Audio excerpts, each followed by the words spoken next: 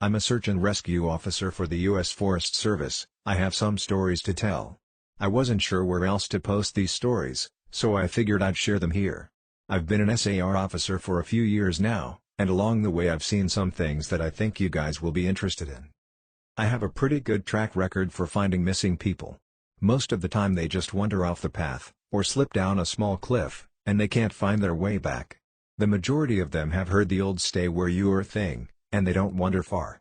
But I've had 2 cases where that didn't happen. Both bother me a lot, and I use them as motivation to search even harder on the missing persons cases I get called on. The first was a little boy who was out berry picking with his parents. He and his sister were together, and both of them went missing around the same time. Their parents lost sight of them for a few seconds, and in that time both the kids apparently wandered off. When their parents couldn't find them, they called us, and we came out to search the area. We found the daughter pretty quickly, and when we asked where her brother was, she told us that he'd been taken away by the bear man. She said he gave her berries and told her to stay quiet, that he wanted to play with her brother for a while. The last she saw of her brother, he was riding on the shoulders of the bear man and seemed calm. Of course, our first thought was abduction, but we never found a trace of another human being in that area. The little girl was also insistent that he wasn't a normal man, but that he was tall and covered in hair, like a bear, and that he had a weird face. We searched that area for weeks. It was one of the longest calls I've ever been on, but we never found a single trace of that kid. The other was a young woman who was out hiking with her mom and grandpa. According to the mother, her daughter had climbed up a tree to get a better view of the forest, and she'd never come back down. They waited at the base of the tree for hours, calling her name, before they called for help. Again, we searched everywhere, and we never found a trace of her. I have no idea where she could possibly have gone, because neither her mother or grandpa saw her come down. A few times, I've been out on my own searching with a canine, and they've tried to lead me straight up cliffs. Not hills, not even rock faces. Straight, sheer cliffs with no possible handholds. It's always baffling, and in those cases we usually find the person on the other side of the cliff, or miles away from where the canine has led us. I'm sure there's an explanation, but it's sort of strange. One particularly sad case involved the recovery of a body. A 9-year-old girl fell down an embankment and got impaled on a dead tree at the base. It was a complete freak accident, but I'll never forget the sound her mother made when we told her what had happened. She saw the body bag being loaded into the ambulance, and she let out the most haunting, heartbroken wail I've ever heard. It was like her whole life was crashing down around her, and a part of her had died with her daughter. I heard from another SAR officer that she killed herself a few weeks after it happened. She couldn't live with the loss of her daughter. I was teamed up with another SAR officer because we'd received reports of bears in the area. We were looking for a guy who hadn't come home from a climbing trip when he was supposed to, and we ended up having to do some serious climbing to get to where we figured he'd be. We found him trapped in a small crevasse with a broken leg. It was not pleasant. He'd been there for almost 2 days, and his leg was very obviously infected. We were able to get him into a chopper, and I heard from one of the EMTs that the guy was absolutely inconsolable. He kept talking about how he'd been doing fine, and when he'd gotten to the top, a man had been there.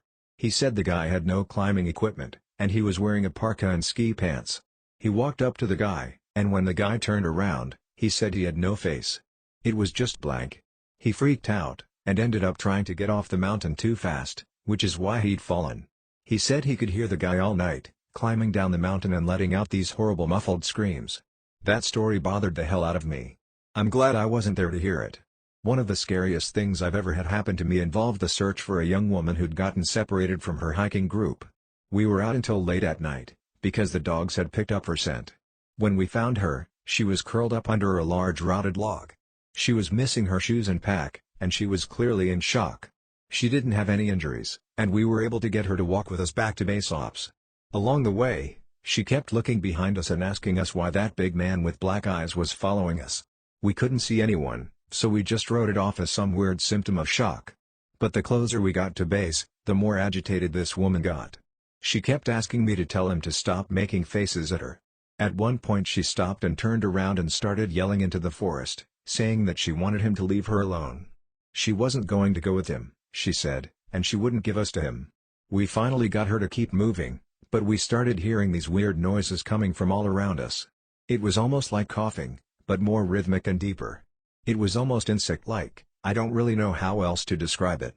When we were within sight of base ops, the woman turns to me, and her eyes are about as wide as I can imagine a human could open them. She touches my shoulder and says he says to tell you to speed up. He doesn't like looking at the scar on your neck. I have a very small scar on the base of my neck, but it's mostly hidden under my collar, and I have no idea how this woman saw it. Right after she says it, I hear that weird coughing right in my ear, and I just about jumped out of my skin. I hustled her to ops, trying not to show how freaked out I was, but I have to say I was really happy when we left the area that night. This is the last one I'll tell, and it's probably the weirdest story I have. Now, I don't know if this is true in every SAR unit, but in mine, it's sort of an unspoken, regular thing we run into. You can try asking about it with other SAR officers, but even if they know what you're talking about, they probably won't say anything about it. We've been told not to talk about it by our superiors, and at this point we've all gotten so used to it that it doesn't even seem weird anymore. On just about every case where we're really far into the wilderness, I'm talking 30 or 40 miles, at some point we'll find a staircase in the middle of the woods. It's almost like if you took the stairs in your house, cut them out, and put them in the forest. I asked about it the first time I saw some, and the other officer just told me not to worry about it, that it was normal. Everyone I asked said the same thing. I wanted to go check them out, but I was told, very emphatically, that I should never go near any of them. I just sort of ignore them now when I run into them because it happens so frequently. I have a lot more stories, and I suppose if anyone's interested, I'll tell some of them tomorrow. If anyone has any theories about the stairs, or if you've seen them too, let me know.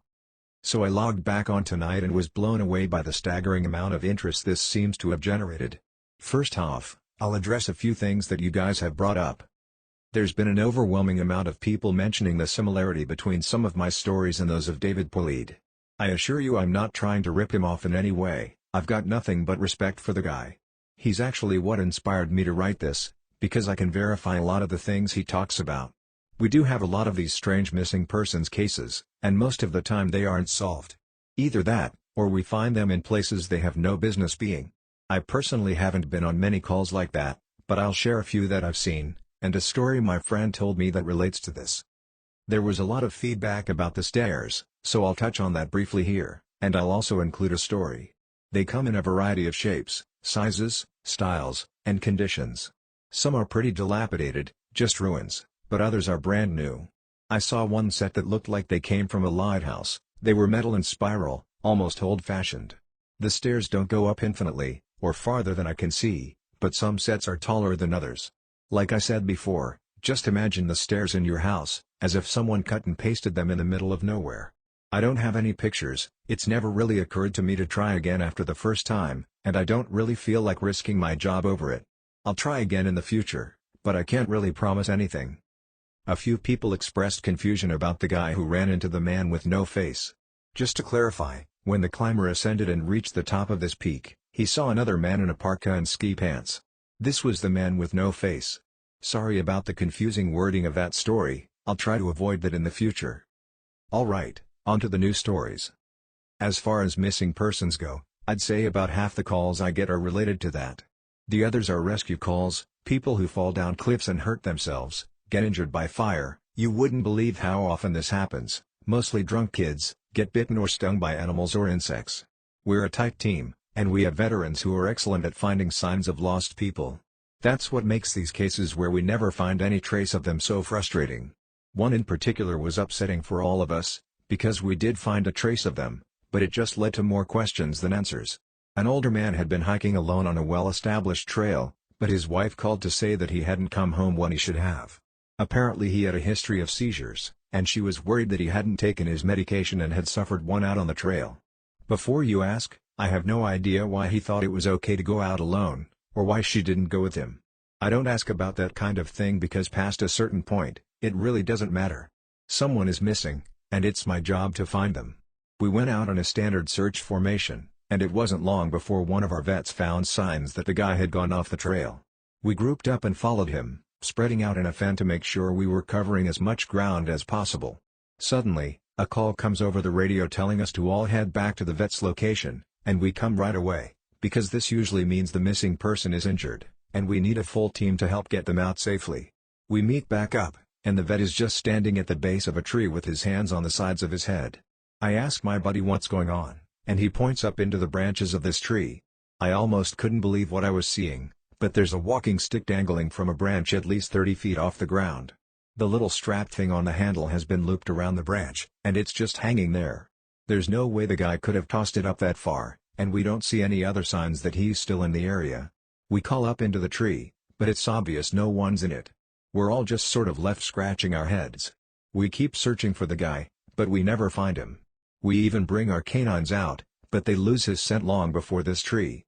Eventually, the search is called off, because there are other calls we have to attend to, and past a certain point there's not much we can do.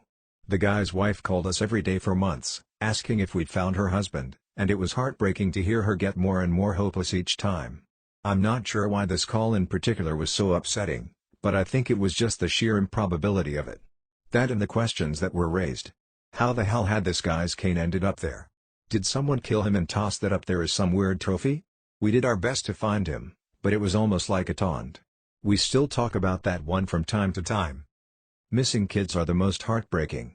Doesn't matter what circumstances they go missing under, it's never easy, and we always dread the ones we find deceased.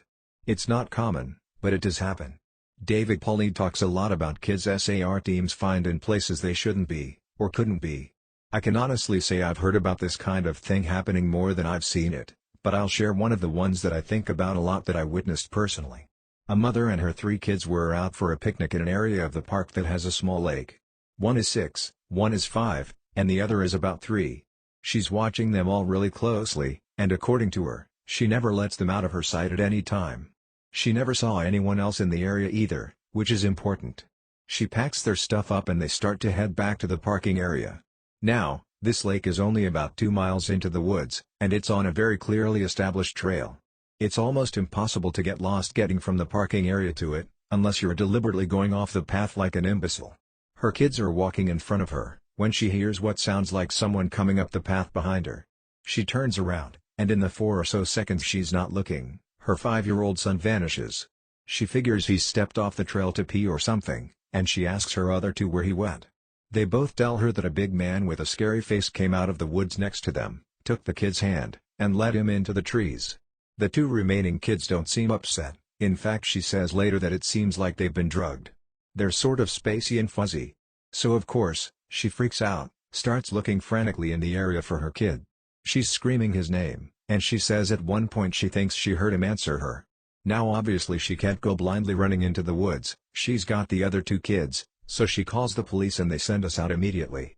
We respond, and we start the search for him. Over the course of this search, which spans miles, we never find a single trace of the kid. Canines can't pick up any scent, we don't find any clothing or broken bushes or literally anything that would signify a child being there. Of course there's suspicion about the mother for a while, but it's pretty clear that she's completely destroyed by the whole thing. We looked for this kid for weeks, with a lot of volunteer help. But eventually, the search peters out, and we have to move on. The volunteers keep searching, though, and one day we get a call on the radio letting us know that a body has been found and needs to be recovered. They tell us the location, and none of us can believe it. We figure it has to be a different kid. But we go out there, about 15 miles from the site where he vanished, and sure enough, we find the body of the kid we've been looking for. I have been trying to figure out how this kid got where he did ever since we found him, and I've never come up with an answer. A volunteer just happened to be in the area, because he figured he might as well look in places no one else would think to on the off chance the body had been dumped. He comes to the base of a tall, rocky slope, and halfway up, he sees something. He looks through his binoculars and sure enough, it's the body of a little boy, stuffed in a little opening in the rock. He recognizes the color of the kid's shirt, so he knows right away that it's the missing boy. That's when he calls it in, and we're dispatched. It took us almost an hour to get his body down, and none of us could believe what we were seeing. Not only was this kid 15 miles from where he'd started, there was no possible way he could have gotten up there on his own. This slope is treacherous, and it's hard even for us with our climbing gear. A 5-year-old boy had no way of getting up there, of that I'm certain. Not only that, but the kid doesn't have a scratch on him. His shoes are gone, but his feet aren't damaged or dirty. So it wasn't as if an animal dragged him up there. And from what we can tell, he hasn't been dead that long.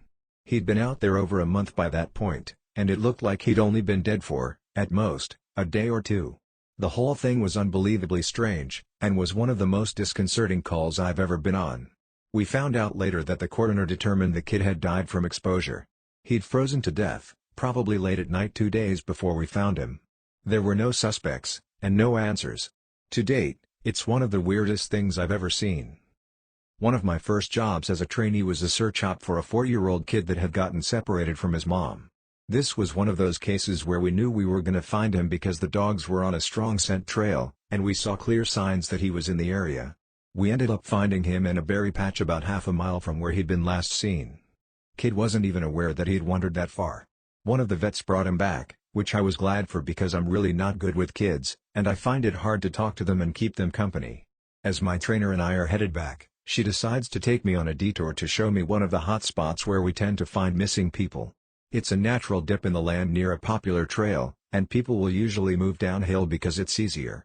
We hike out there, it's a few miles away, and we get there in about an hour or so. As we're walking around the area and she's pointing out places she's found people in the past, I see something in the distance. Now, this area we're in is about 8 miles from the main parking area, though there's back roads you can take to get closer if you don't want to hike that far. But we're on state-protected land, which means there can't be any kind of commercial or residential development out here. The most you'll ever see is a fire tower or makeshift shelter that homeless people think they can get away with building. But I can see from here that whatever this thing is has straight edges, and if there's one thing you learn quickly, it's that nature rarely makes straight lines. I point it out, but she doesn't say anything. She just hangs back and lets me wander over and check it out. I get within about 20 feet of it, and all the hair on the back of my neck stands up. It's a staircase.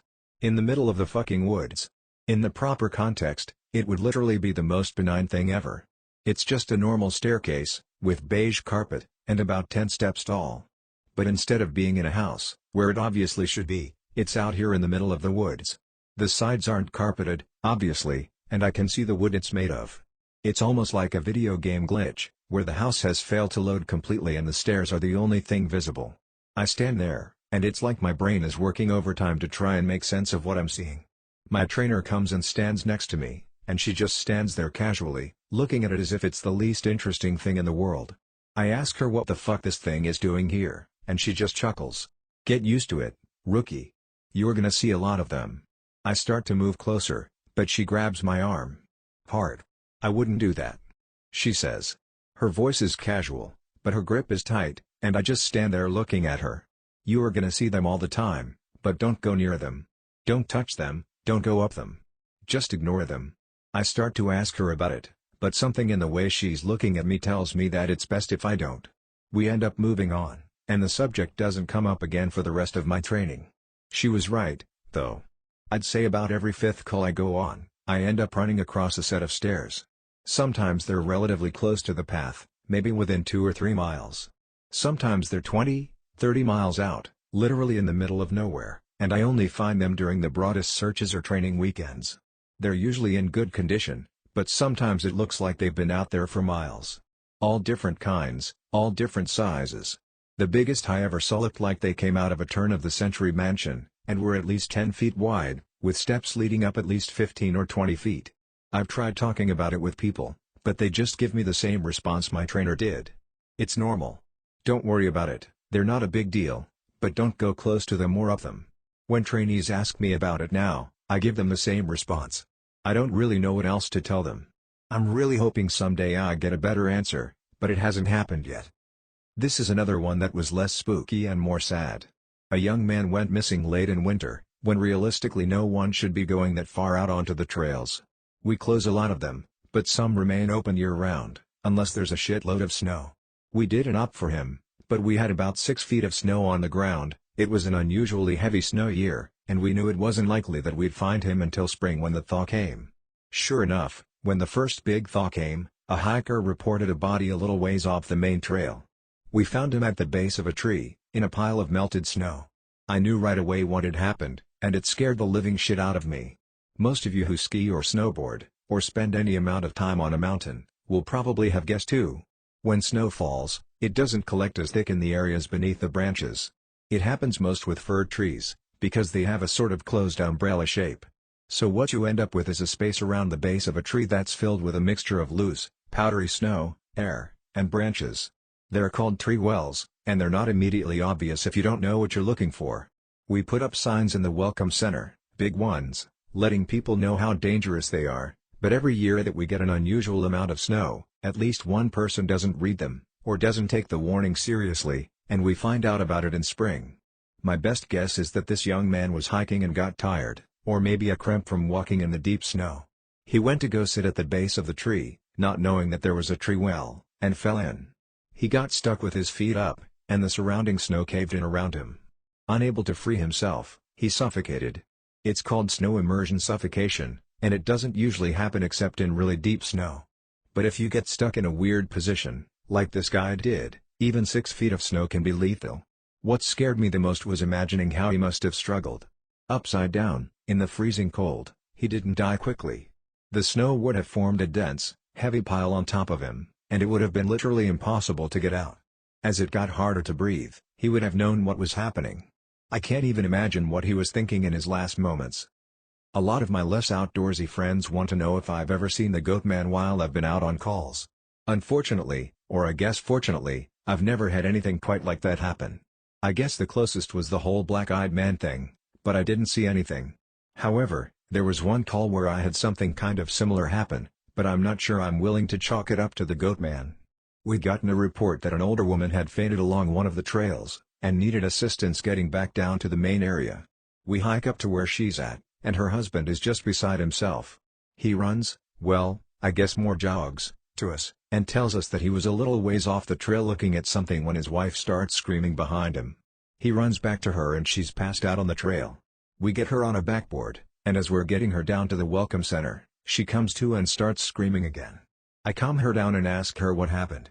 I can't remember verbatim what she said, but essentially, what happened was this: she'd been waiting for her husband when she started hearing this really strange sound. She said it sounded sort of like a cat, but it was off somehow, and she couldn't quite figure out why. She went a little ahead to try and hear it better, and it sounded like it was coming closer. She said the closer it got, the more uneasy she was, until she finally figured out what was wrong. I do remember this next part, because it was so weird that I don't think I could forget it if I tried. It wasn't a cat. It was a man, saying the word meow over and over. Just meow, meow, meow.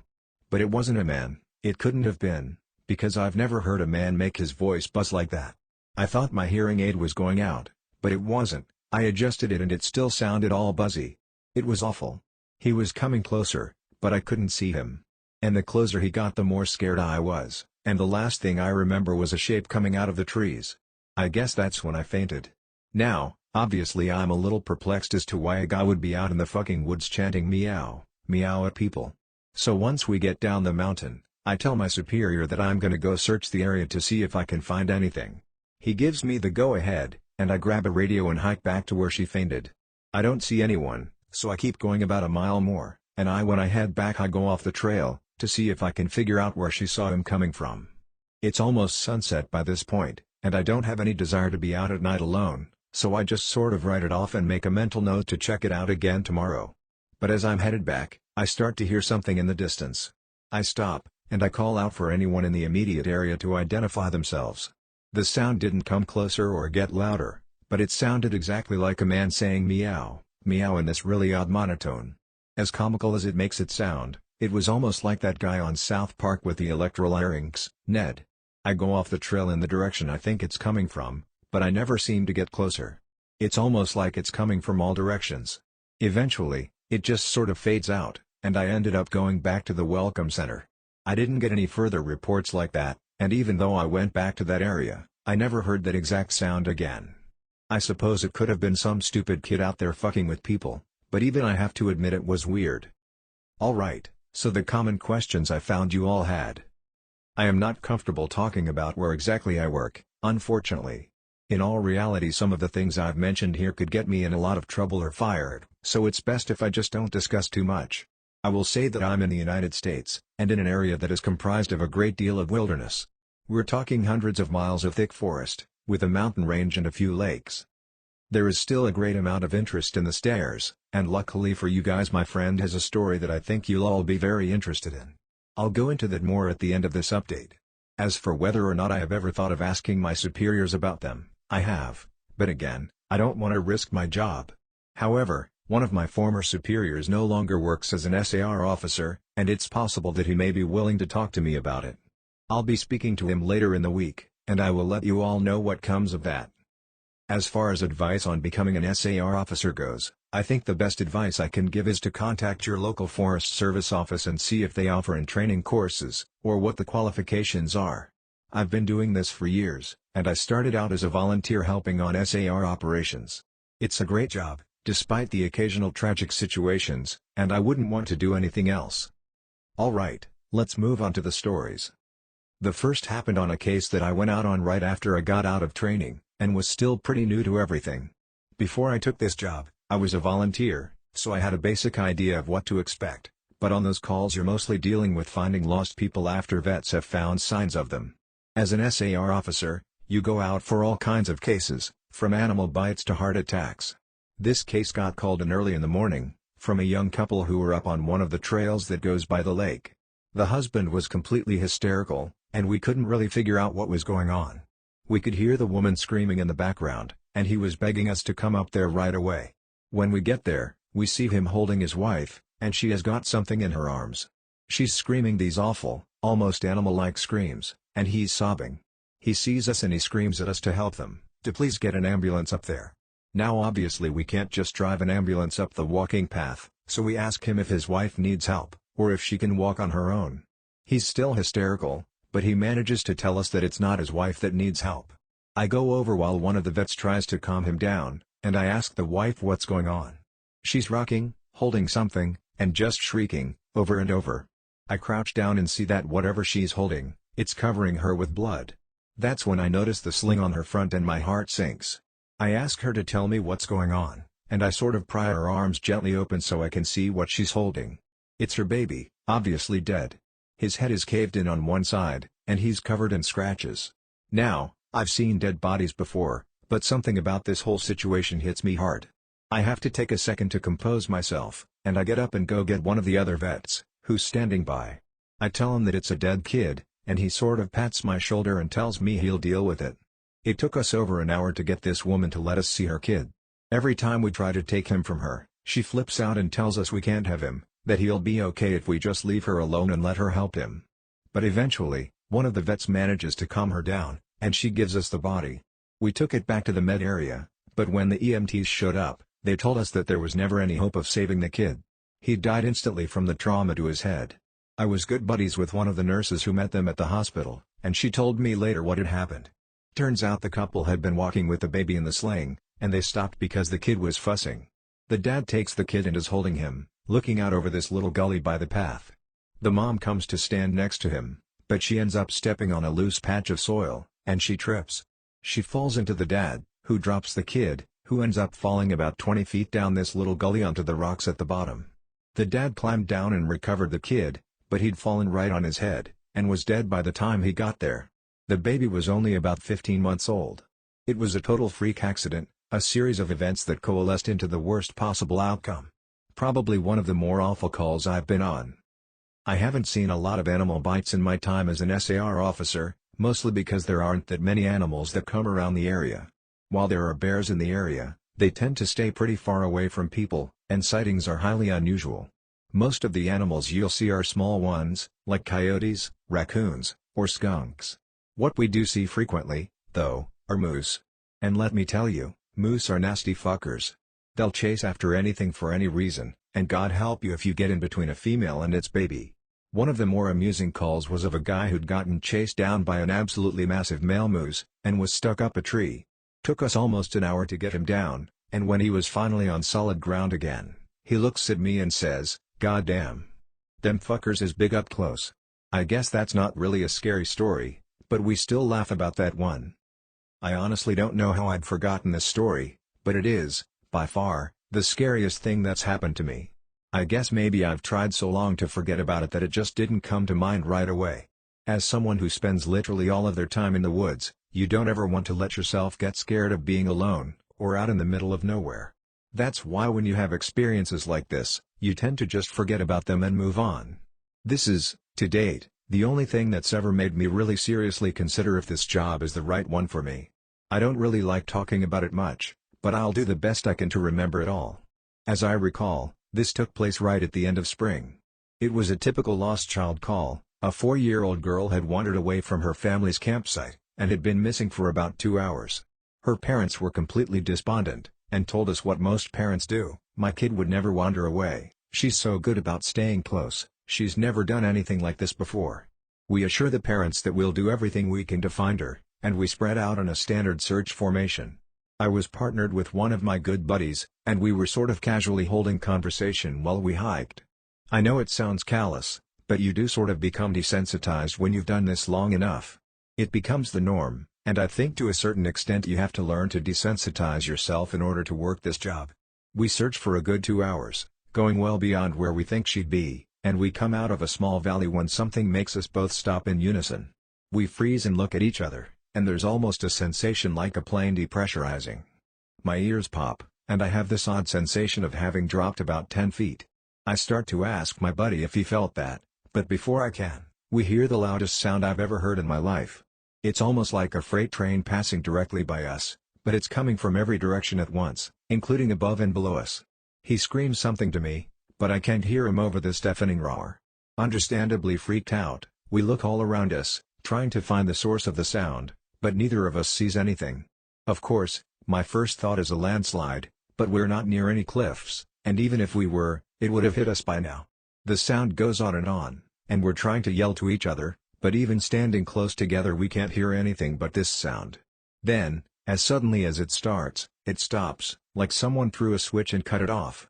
We stand there for a second, perfectly still, and slowly the normal sounds of the woods come back. He asks me what the fuck just happened, but I just kind of shrug, and we stand there looking at each other for a minute. I get on the radio and ask if anyone else just heard the end of the fucking world, but no one else hears it, even though we're all within shouting distance of each other. My buddy and I just sort of shrug it off and keep going. About an hour later, we all check up on the radios, and no one's found the little girl. Most of the time, we won't search when it gets dark, but because we don't have any kind of lead on her, a few of us decide to keep going, including me and my buddy. We keep close together, and we're calling out for her every couple of minutes. At this point, I'm hoping beyond hope that we find her, because while I may not like kids, the idea of them being out all alone in the dark is awful. The woods can be intimidating to kids in the daylight. At night, well, it's a whole different beast. But we're not seeing any signs of her, or getting any responses, and around midnight, we decide to turn around and head back to the rendezvous point. We're about halfway back when my buddy stops and shines his light to the right of us, into a really thick deadfall, or group of dead trees. I asked him if he's heard a response, but he just tells me to be quiet a second and listen. I do, and in the distance, I can hear what sounds like a kid crying. We both call the girl's name and listen for any kind of response, but it's just this really faint crying. We head in the direction of this deadfall and go around it, calling her name over and over. As we get closer to the crying, I start getting this weird feeling in my gut, and I tell my buddy that something isn't right. He tells me he feels the same way, but we can't figure out what it is. We stop where we are, and call the girl's name again. And at the same time, we both figure it out. The crying is on a loop. It's the same little hitching sob, then wail, then quiet hiccup, repeated over and over. It's exactly the same every time, and without saying another word, we both take off running. It's the only time I've ever lost my composure like that, but something about it was so incredibly wrong, and neither of us wanted to stay out there anymore. When we got back to the rendezvous, we asked if anyone else had heard anything strange, but no one else knew what we were talking about. I know it sounds sort of anticlimactic, but that call fucked me up for a long time. As for the little girl, we never found a trace of her. We keep an eye out for her, and all the other people who we've never found, but frankly I doubt we'll ever find anything. Of the missing persons calls I've gone out on, only a handful have ever resulted in a complete disappearance, meaning no trace of the person and no body ever found. But sometimes, finding a body just leads to more questions than answers. Here are some of the bodies we've found that have become infamous in our team. A teenage boy whose remains were recovered almost a year after he vanished. We found the top of his skull, 2 finger bones, and his camera almost 40 miles from where he was last seen.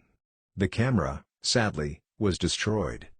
The pelvis of an older man who had vanished a month earlier. That was all we found. The lower jaw and right foot of a 2-year-old boy on the highest peak of a ridge in the southern part of the park.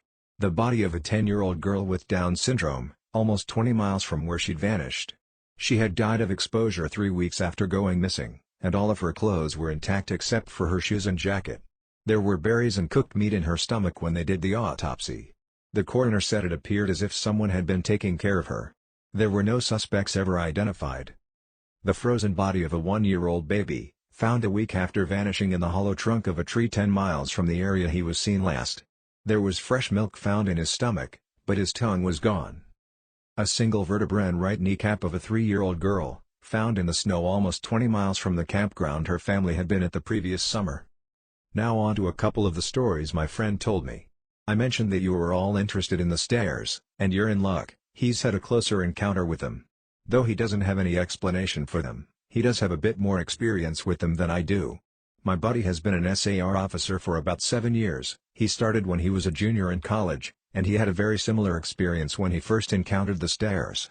His trainer told him almost the same thing mine did, which was to never go near, touch, or ascend them.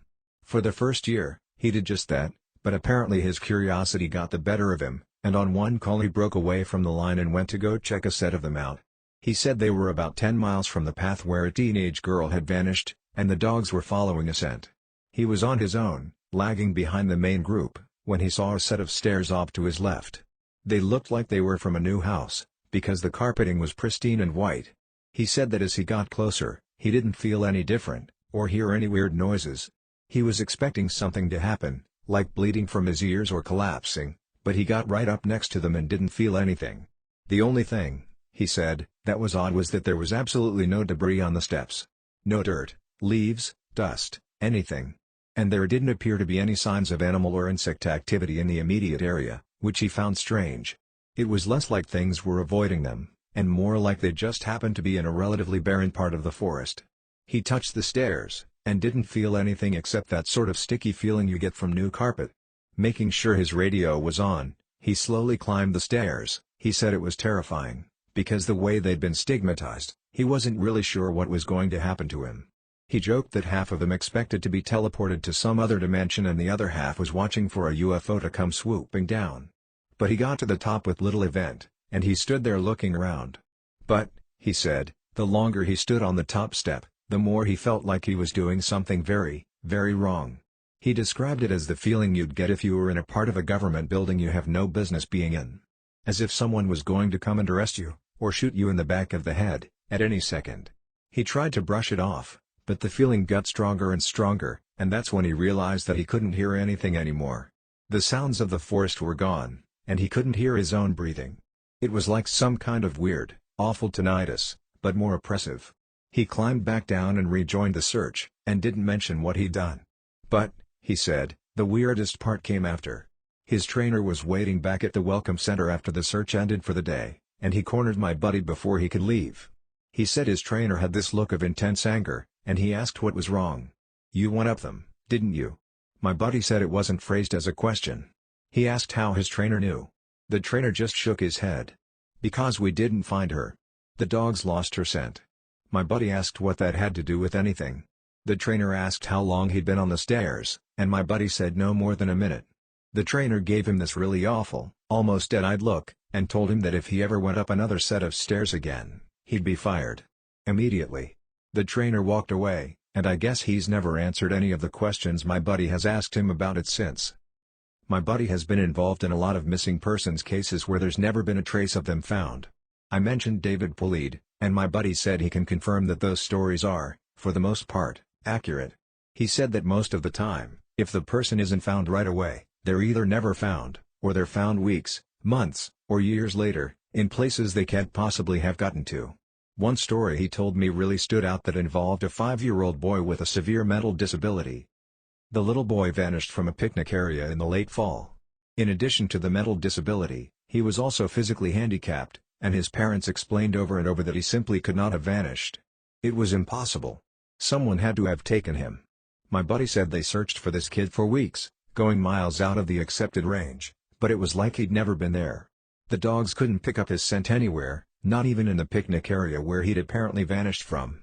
Suspicion fell on the parents, but it was pretty clear that they were devastated, and hadn't done anything sinister to their kid. The search was concluded about a month later, and my buddy said everyone had pretty much forgotten it by later in the winter.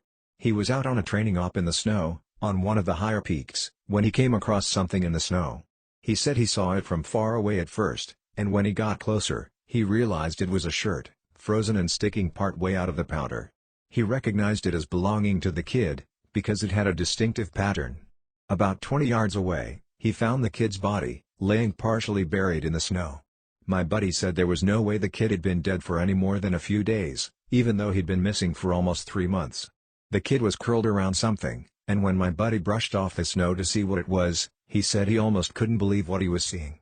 It was a big chunk of ice, that had been carved crudely to look sort of like a person. The kid was holding it so tight that it had frostbitten his chest and hands, which my buddy could tell even with the decay that had taken place. He radioed the rest of the crew, and they took the body off the mountain. Now, he recapped all of this for me, and to put it simply, there was no way this kid could have both survived for almost 3 months on his own, or have gotten to this peak. There was no physical way this child could have walked almost 50 miles and ended up on the top of a goddamn mountain. To top it off, there was nothing in the kid's stomach or colon. Nothing, not even water. It was like, my buddy said, the kid had been taken off the face of the earth, put in suspended animation, and dropped on this mountain months later, only to die of exposure. He's never really gotten over that one. The last story I'll share from him was one that took place relatively recently, only a few months ago. They were out doing a recon for mountain lions, because there had been several reports of sightings in the last couple of days. One of our jobs is to scout out the areas where these animals are seen to ensure that if they are in the area, we can warn people and close off those trails. He was out on his own in a very heavily forested part of the park toward dusk when he heard what sounded like a woman screaming in the distance. Now, as most of you know, when a mountain lion screams, it sounds almost exactly like a woman being brutally murdered. It's unsettling, but far from abnormal. My buddy radioed back and let ops know that he'd heard one, and that he was going to keep going to see if he could figure out where its territory started. He heard the mountain lion scream a couple more times, always from the same spot, and determined the approximate area of the mountain lion's territory. He was about to head back when he heard another scream, this time within only a few yards of him. Of course, he freaks out and starts heading back at a much faster pace, because the last thing he wants is to run into a goddamn mountain lion and get mauled to death. As he got back on the path and started heading back, the screaming followed him, and he broke into a jog. When he was about a mile from ops, the screaming stopped, and he turned around to see if it was following him. It was almost night by this point, but he said in the distance, just before the path rounded a corner, he could see what looked like a male figure. He called out to them, warning them that the paths were closed, and that he needed to come back to the welcome center. The figure just stood there, and my buddy started to walk over. When he was about 10 yards away, the figure took, as he described, an impossibly long step toward him and let out the same scream my buddy had been hearing. My buddy didn't even say anything, he just turned and sprinted back to ops, never looking behind him. By the time he got back, the screaming had moved back into the woods.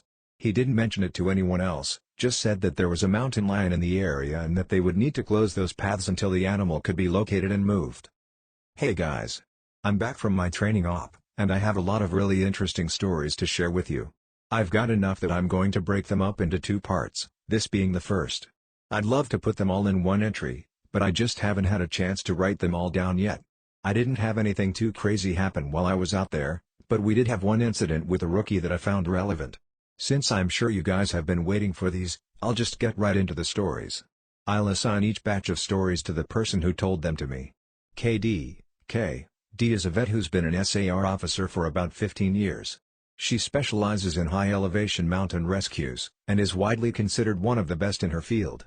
She was one of the more enthusiastic storytellers, and since we were together a fair amount during exercises, she ended up telling me about 4 that really stuck with me.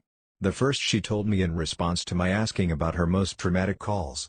She shook her head and told me that really bad calls happen more frequently on the mountain, since the potential for nasty accidents is higher. About 5 years ago, one of the parks she worked at had a string of disappearances. It was a bad year, she said, one of the worst on record as far as weather went. They were getting about a foot of new snow every couple of days, and there were a few avalanches that killed some climbers. They'd warned people about staying on the mapped areas, but of course there's always those who don't listen. In one particularly nasty case, an entire family got wiped out because the father decided he knew better than the officials, and he took them out into an area that wasn't safe. They were snowshoeing, and as best KD could figure, They walked onto a shelf of snow that looked solid, but actually wasn't. It gave way, and this family went ass over tea kettle almost 300 feet down a slope. They landed on the rocks at the bottom, and the parents died instantly. One of the kids did as well, but the other two survived. One had a broken leg and fractured ribs, the other was almost unharmed save for some bruising and a sprained ankle. The uninjured child left his sibling behind and set out to find help. KD said the kid didn't make it more than half a mile before a storm overtook him. Kid stopped to try and get warm, or maybe just to rest, and ended up freezing to death.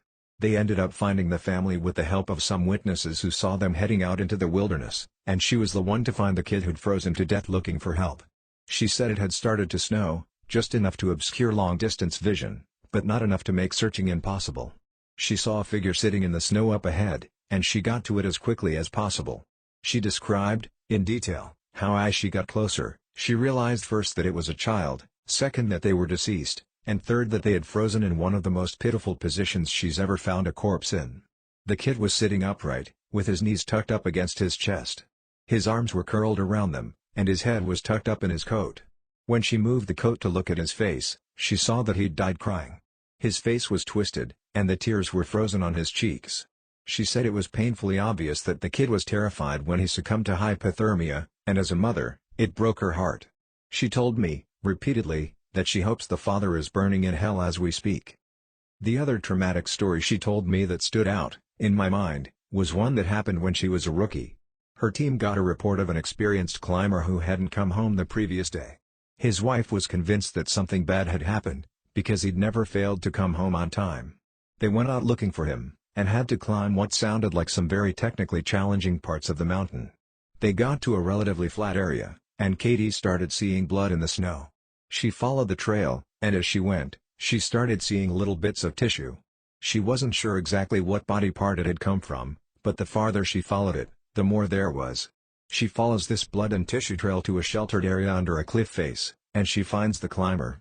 She said there was so much blood, more than she'd ever seen before. He was lying face down, one arm stretched in front of him, as if he died crawling. She looks closer, and sees that he's been partially disemboweled, which is where the tissue she'd seen had come from. The guy has an ice pick tucked into a hip holster, and it's covered in blood. Of course, they'll never be sure exactly what happened, but she said as best she can figure, this is what went down. The guy had been attempting to climb up to the next area, and had been using his ice axe to ascend. He'd probably hit a loose patch, and had fallen. On the way down, or possibly when he landed, he'd gotten impaled by the axe, and it had disemboweled him. He'd dragged himself along, tearing pieces of himself out as he went, and had died under the cliff face.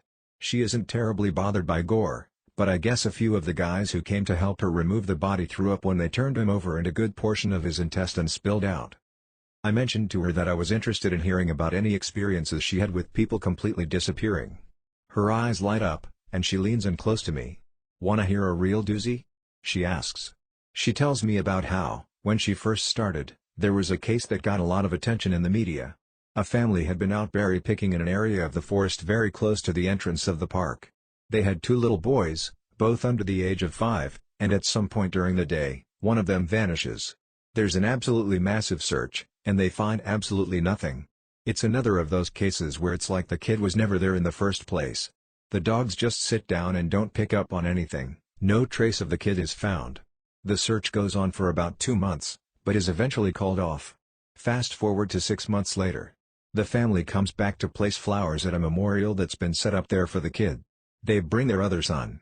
While they're placing the flowers, they lose sight of the kid for about 3 seconds, and in that span of time he vanishes into thin air. Now obviously, the parents are beyond devastated. It's awful enough to lose one child, but to lose 2 is beyond imagining. The search is huge, one of the largest in state history. There are about 300 volunteers combing every inch of this park, looking for the kid. But again, there's no trace of him. The search goes on for about a week, with people looking miles from the part of the park he vanished from. And then, almost 2 weeks later, a volunteer almost 15 miles from the designated search area radios in that he's found the kid. They assume that the kid was dead, but the volunteer says he's not only alive, he's in good shape. Katie and her team go out to recover the kid, and when they get there, she can't believe that this is the kid that's been missing. His clothes are clean, there's no dirt on him anywhere, and he doesn't appear traumatized. The volunteer says he found the kid sitting on a log, playing with a little twig bundle that's bound together with some old rope. Katie asks him where he's been, who he was with for those 2 weeks, and the kid tells her that he's been with a fuzzy man. Now Katie firmly believes in Bigfoot, so she gets all excited and asks what he means by fuzzy. Was he hairy? But the kid says no, he wasn't hairy. He was a fuzzy man, and he describes a man that's blurry, like when you close your eyes but not all the way closed. He says the man came out of the trees and took the kid with him deep into the woods. The kid says he slept in a hollow tree, and the fuzzy man gave him berries to eat. Katie asks if the man was mean, if he scared the kid, and the kid says no, he wasn't scary. But I didn't like how he didn't have eyes. Katie says they get the kid back to headquarters, and a cop takes him into town to talk to him more about what happened. She's friends with the cop that talked to him, and she said the kid described being kept in this tree by the fuzzy man, and given berries whenever he was hungry. He was allowed to wander around a very specific clearing, but when he tried to go further, the fuzzy man would get mad and yell real loud even though he didn't have a mouth. When the kid got scared at night, the fuzzy man made it go brighter and gave him the twig bundle. He said the fuzzy man was going to keep him, but he had to let him go because the kid wasn't the right kind. He either can't or won't elaborate more on that. The cops are just sort of left scratching their heads, and the search for his brother is renewed with no results. The kid has no idea where his brother might be, and they never find him. The last story that Katie told me was of something that happened to her when she got separated from her training group when she was a rookie. They were learning the basics of high elevation belaying on a well-mapped side of the mountain, and she had to use the bathroom. She went off about 50 yards from the group during a meal break, and did her business. I'll tell the rest exactly as she told it to me. So I go to take a piss, and once I'm done, I start going back to the group. But I've only gotten about 5 feet when I realize that I have no idea where I am. And this wasn't I got turned around lost. I mean, I had literally no fucking clue where I was. If you'd asked me, I don't even think I'd have been able to tell you what state we were in. It was sort of how I imagine people with amnesia feel, you know? You're completely lost, and you have no idea what to do. So I stood there for a while, just trying to figure out where the fuck I was and what I was supposed to do. But the longer I stand there, the more confused and turned around I get, so I started walking. As I recall, I just picked a random direction and went for it. And as I'm walking, it's just getting worse and worse to the point where I have no concept of why I'm on the mountain in the first place. I'm just trudging through the snow, and then I start hearing this voice. It's kind of inside my head, almost. Like if a frog could talk, all low and croaky. And it's telling me over and over it's okay, you just need to find something to eat. Find something to eat and you'll be okay, just keep walking and find something to eat. Eat. Eat. So I start looking around for anything that I can eat, and I swear to God I've never felt that hungry in my whole life. It was bottomless, and I think I'd have eaten just about anything you put in front of me right then. I had no concept of time, so I had no idea how long I'd been out when I hear an actual voice coming toward me. I go toward it and see one of the other SARs, and he looks fucking terrified. He's running toward me, asking if I'm okay and what the hell I'm doing out here. And the scary thing was, as he's running toward me, I kind of see myself reaching into my belt for my hunting knife. I'm not even really thinking about what I'm doing, but what I am thinking is that I have to eat. If I don't eat, I'll never be okay again, so I just have to eat. He sees me doing that and he backs off right away. He yells at me to put my knife away, that he's not gonna hurt me, and that kind of snaps me back. All of a sudden, I know exactly where I am, and I put the knife away. I run to him and ask him how long I've been gone, thinking he'll tell me I've been gone for half an hour or so. But he tells me I've been gone for 2 fucking days. I've gone over 2 peaks and ended up almost on the other side of the mountain, and if I'd kept going, I would have ended up wandering into about 300 miles of wilderness. They'd never have found me. He can't believe I'm not dead, and of course I don't know what the fuck to think. To me, no time has passed at all. I don't say anything, I just go back with him to a rendezvous point and I'm taken back to HQ to be airlifted to the hospital. When I get there, they do all kinds of tests, and try to figure out what happened. As best they can guess, I had some kind of weird fugue state, which is kind of like amnesia, or a weird seizure that knocked my brain out of whack. But the truth is that we really don't know. It's never happened again, but I'll tell you, ever since then I never go out there alone. People rag on me for making them come with me when I have to leave the group, but I just tell them that listening to me piss in the snow is better than losing me for 2 fucking days on a freezing mountain. EW, the next person I talked to was EW, a former trainer who now works as an EMT. He still comes to ops like this to help out, but doesn't work full-time for us anymore. He specialized in finding lost kids, he just seemed to have a sixth sense when it came to knowing where they'd gone. He's a legend among the more senior vets, but he gets embarrassed if you compliment him on his work. He sat down with me at dinner one evening, and we ended up swapping stories. Most of them were just casual, but when we got on the subject of our weirder calls, I mentioned that I'd had a buddy who'd gone up a set of stairs. He got kind of quiet and asked me if I'd heard of a little boy who'd disappeared from his park a few years back. I hadn't, so he told me this story. They were out looking for this 11-year-old boy, Joey, who'd gone missing near a river. Of course, the first thought was that he'd fallen in and drowned, but when they brought dogs out, they led SAR officers away from the river and up into a very densely forested area. When we do searches for people, we search in a grid pattern, and we search every box of the grid incredibly thoroughly. What EW's team noticed right away was that a very strange pattern was emerging. Dogs in alternating boxes were picking up Joey's scent, but losing it when they overlapped with another box. If you think of a checkerboard, Joey's scent was being picked up in random black squares, but never in red. This, of course, didn't make any sense, because how could the kid bounce from area to area without leaving a scent in each place he passed? EW and his partner pass into a new box of the grid, and EW notices a set of stairs about 50 yards away. He tells his partner that they need to go check near it, but his partner flat out refuses. He tells EW that he's made it a point never to go near any stairs he sees, and that while it may be routine, he's not to pretend that it's normal. He tells EW that he'll wait in sight while EW checks. EW says he was irritated, but he felt for the guy, and didn't push him on the subject. I walked over to the stairs. They were small, kind of like stairs into a basement. I don't really feel strongly one way or the other about them, the stairs I mean, so I wasn't scared or anything. I guess I'm like everyone else, and I just prefer not to think about them too much. Anyway, I went over and I could see that there was something lying on the bottom step, sort of curled up. My hair sinks, because of course you always hope for the best. And we were confident that we'd find this kid alive, because he'd only been missing for a few hours. But I knew right away that it was him, and that he was dead. He was curled up in a little ball on the step, holding his stomach. It looked like he'd been in horrible pain when he died, but I didn't see any blood, except some on his lips and chin. I radioed in that I'd found him, and we got his body back to command. That poor family, they were devastated. The parents couldn't understand how he'd be dead, 'cause he'd only been gone for such a short amount of time.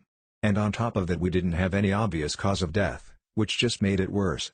I figured he'd probably eaten something poisonous, since he was holding his stomach when I found him, but I didn't want to guess. It's hard enough to hear that your kid is dead, let alone have some stupid SAR guy guessing about what happened. They took him away, and I went home and tried not to think about it. I hate finding dead kids, man. I love this job, but it's one of the reasons I left. I've got 2 daughters, and the thought of losing them that way just... He choked up a little here. I'm not great with emotional stuff like that, and it's always sort of awkward to see a grown man cry, so I didn't really know what to do. He pulled himself together eventually, though, and he kept going. We don't always hear back from the coroners about cause of death. It's not really our job to know, I guess, and sometimes if they think it's foul play they won't tell us because of legal bullshit. But I've got a friend who works for the sheriff's department, and he'll usually pass along any interesting info if I ask. In this case, though, I actually got a call from him about a week later. He asks if I remember the kid, and of course I do, and he says some seriously weird shit is going on. He tells me, EW, man, you're gonna think I'm crazy, but the coroner has no idea what happened to this kid. He's never seen anything like it. My friend goes on to tell me that when the coroner opened the kid up, he couldn't even believe what he was seeing. The kid's organs were like Swiss cheese. Quarter-sized holes were punched clean through just about every single organ this kid had, aside from his heart and lungs. But his colon, his stomach, his kidneys and even one of his testicles, were full of these clean holes. My friend said the coroner described it as if someone had taken a hole punch and punched holes out of everything, they were so neat. But the kid didn't have a scratch on him, no entry or exit wounds. The closest anyone there had ever seen like it was a guy who'd filled himself full of buckshot a year or so back while cleaning his rifle. No one had a clue what could possibly have caused it. My friend asked me if I'd ever heard of anything like it, or if we'd had similar cases in the past. But I'd never even heard of something like that, and I told him I wasn't going to be of any help to him. As far as I know, the coroner determined the cause of death as something like massive internal bleeding, but no one knows what really happened. I've never been able to forget that kid. I have nightmares about it sometimes. I don't let my kids go into the woods alone, and when we go together I never let them out of my sight. I used to love it out here. But that case, and a couple others, just sort of ruined it for me. Dinner was over, so we started to clean up and go back to our cabins. Before we went our separate ways, he put his hand on my shoulder and looked at me really close. He tells me that there's bad things out here. Things that don't care if we have families or lives, or that we can think and feel. He tells me to be careful, and he walks away. I didn't get a chance to talk with him again, but that story stuck with me. PB, by pure coincidence, I got to talk to another vet, PB, who's been in the SAR field for years. We were partnered on a grid sweep during a training exercise, and we were chatting casually about how we liked the job, what kinds of things we'd seen, and the like. At one point, we passed an old set of stairs, though these were probably from an old fire lookout, given the area that we were in. I sort of casually mentioned that I was curious about the stairs, and that I wished I knew more about them. He got kind of quiet and looked like he wanted to tell me something, but wasn't sure if he should. Finally, he told me to turn my radio off. Obviously this is something we are never, ever supposed to do, but I did it, and he did the same. About 7 years ago, he tells me, he was out on a call with a rookie.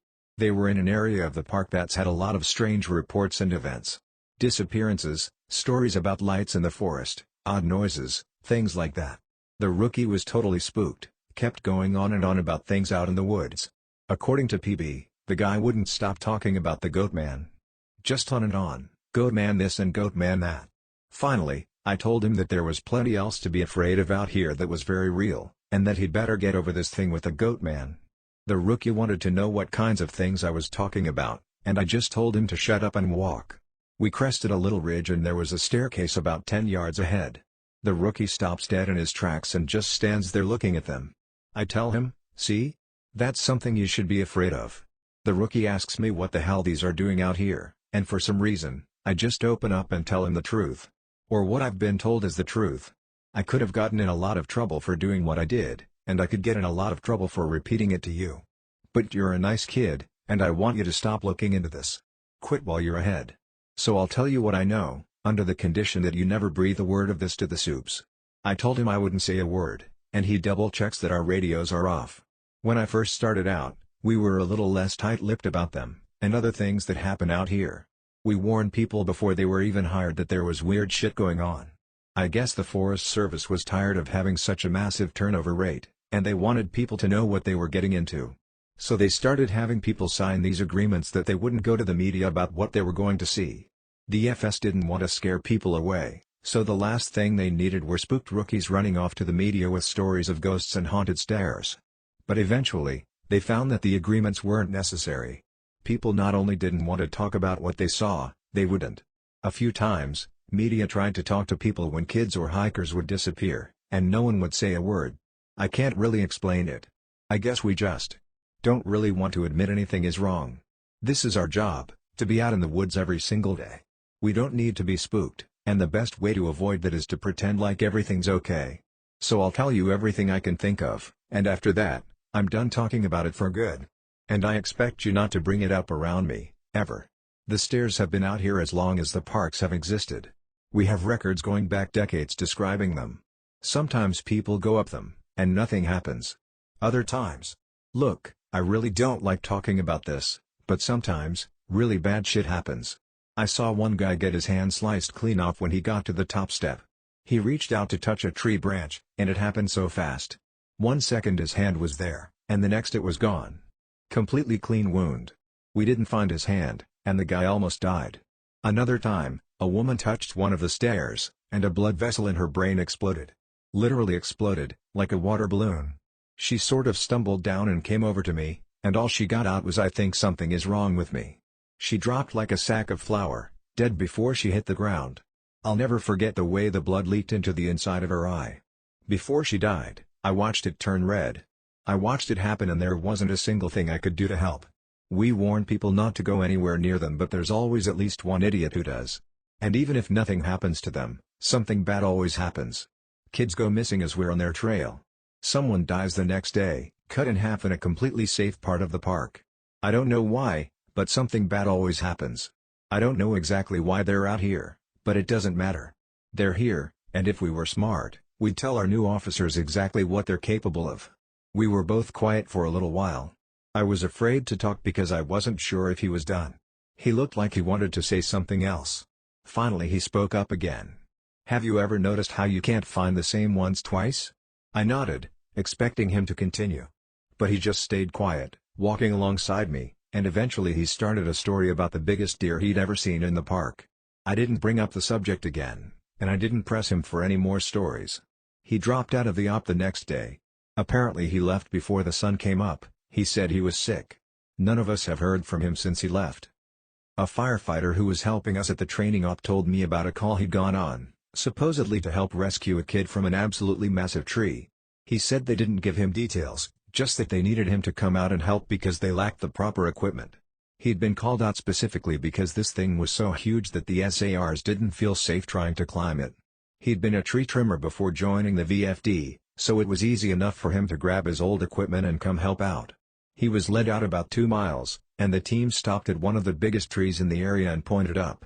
He laughed and asked the op captain how the kid had gotten up there, made some joke about the old cat in a tree thing, but the captain just shook his head and told him to get up there and get the kid down. He said he knew something was up, but he didn't push it. He said that as he climbed this tree, he started wondering if they were playing a prank on him. There was no way this kid should have been able to climb this fucking thing. It was massive at the base, but about halfway up it started tapering, and I almost had to turn back a few times because I really didn't think it was gonna hold me. But he said he kept going, and when he was just about at the top, he saw a flash of blue in the branches. I saw the kid's shirt sort of caught in a branch, and I called out to him and told him to come near me if he could, but he didn't say anything. I kept moving, calling the kid's name and telling him not to be scared, that I was there to help him. By the time I got to him, I knew he wasn't gonna answer me. I found him, or what was left of him, cradled in the fork of a branch, and the fact that he was up there was sheer luck. If he'd fallen any other way, he'd have come crashing down. It wouldn't have mattered though, because this kid was dead long before he ended up in that tree. I don't know who put him there, or how, or why, but it was fucking sick. Kid's intestines had popped out of his mouth, and were hanging in the branches. It was like some sick fucking Christmas tree, the way they were draped all over everything. I got a better look and saw they'd even popped out of his ass. His guts were hanging out the bottom of his pants. His eyes were gone, I assume shoved out from whatever force caused him to fucking pop like a stress ball. You ever seen a body that's been floating in water for a long time, how their tongues kind of swell up and stick out?